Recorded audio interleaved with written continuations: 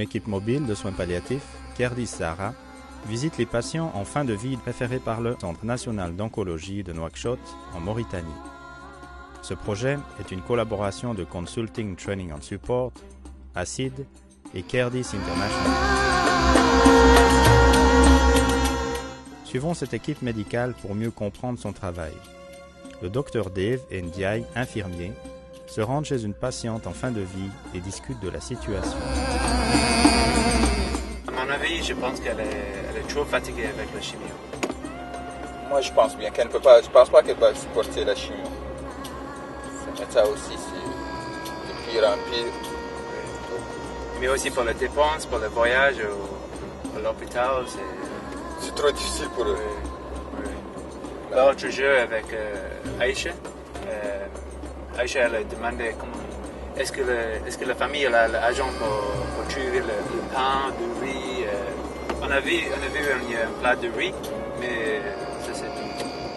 Je ne pense pas qu'il y a de l'argent là-bas. Mais parfois, elle n'est pas régulière à prendre les médicaments ou bien les antalgiques qu'on utilise en disant qu'elle ne s'alimente pas. Donc, je pense que c'est la fatigue. Mais aussi pour la mère, je pense qu'elle est fatiguée de s'occuper toujours de la vie adulte.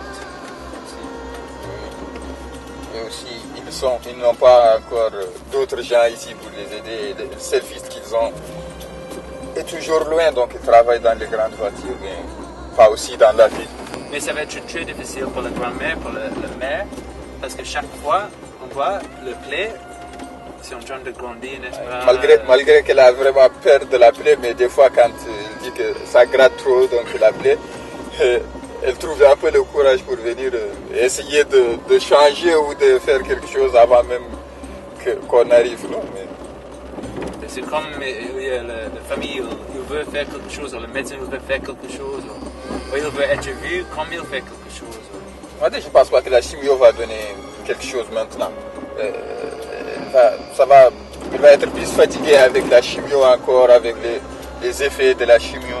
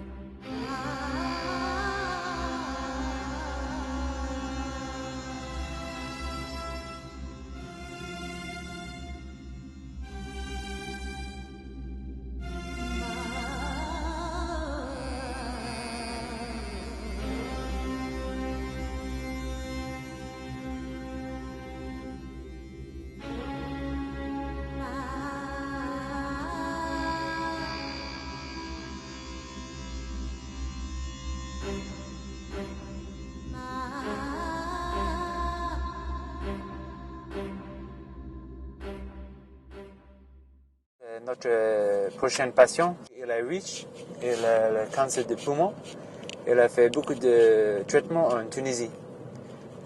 Donc au début, quand on est venu chez lui, on a pensé que c'était presque la fin de vie. Donc il y a quelqu'un qui a fait la perfusion, il a mal à la tête, il ne boit pas, il ne mange pas. Mais on a consulté, on a vu toutes les choses, on a examiné. Et je pense que le mal à la tête, c'était à cause de métastases cérébrales. Donc on ne sait pas, on a fait pas les examens, on a fait pas le scanner, mais on a commencé le traitement pour ça et c'est très très bien marché. Donc après ça, il a bu, il a mangé.